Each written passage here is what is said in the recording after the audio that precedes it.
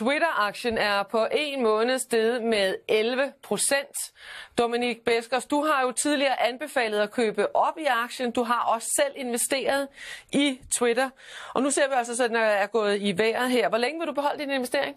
Altså Twitter er en kerneinvestering for os, og som jeg sagde, da jeg anbefalede den for, jeg tror det er 3 uger siden, da den lå i 14, så forventer jeg egentlig, at potentielt så kan Twitter femdoble. Men hvis vi lige kigger på, hvordan Twitter-aktien den har klaret sig siden børsnoteringen i 2013, der ser vi jo altså, at den har taget nogle ordentlige hug nedad her. Ja. Så hvor god en investering er Twitter? Jamen nogle gange så er markedsstemningen helt ude af synk med, hvad der reelt foregår i et selskab. Og det samme så vi jo faktisk med Facebook, efter det blev børsnoteret. Der faldt kursen jo fra, jeg tror den var oppe i 44, så faldt den ned i 17, hvorefter aktien så seksdoblede.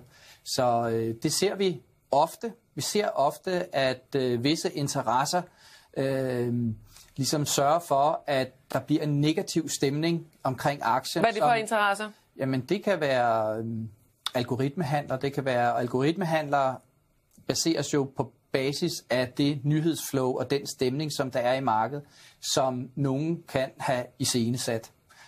Og det tror jeg, vi så både med Facebook dengang, og vi ser det også med Twitter, fordi den stemning, som bliver iscenesat, har reelt ikke noget at gøre med, hvad der foregår i selskabet. Ja, lad os lige prøve at se, hvordan det ser ud omsætningsmæssigt på Twitter-aktien her. Der kan vi altså se, at den er gået i vejret, også siden børsnoteringen. Ja, selvom aktiekursen er gået ned, så er omsætningen altså gået i vejret.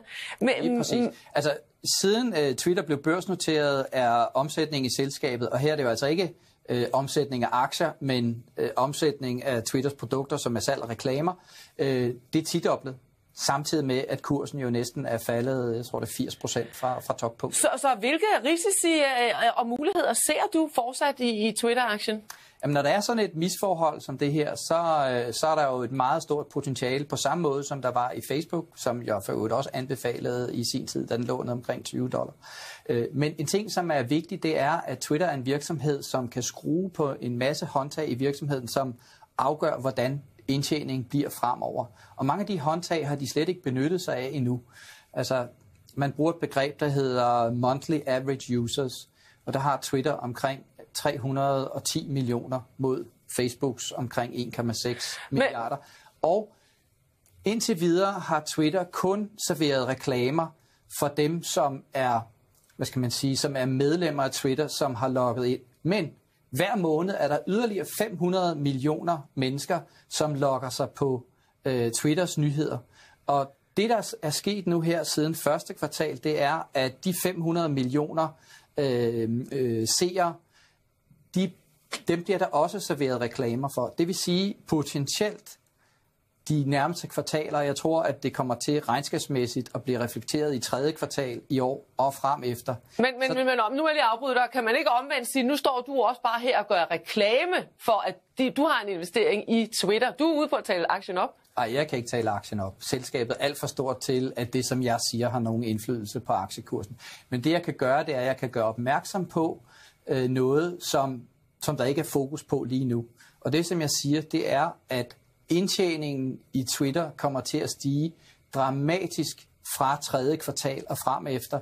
Fordi hvis man regner på de 600 millioner ekstra seere, som kigger ind i Twitter-universet, hvis man bare antager, at indtjening per seer bliver omkring $2,50 per årsbasis, så betyder det en ekstra omsætning eller en ekstra indtjening i Twitter på $1,3 milliarder.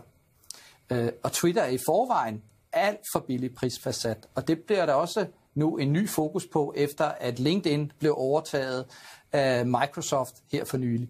Den billigste af de 3, LinkedIn, Facebook og Twitter, det har hele tiden været Twitter.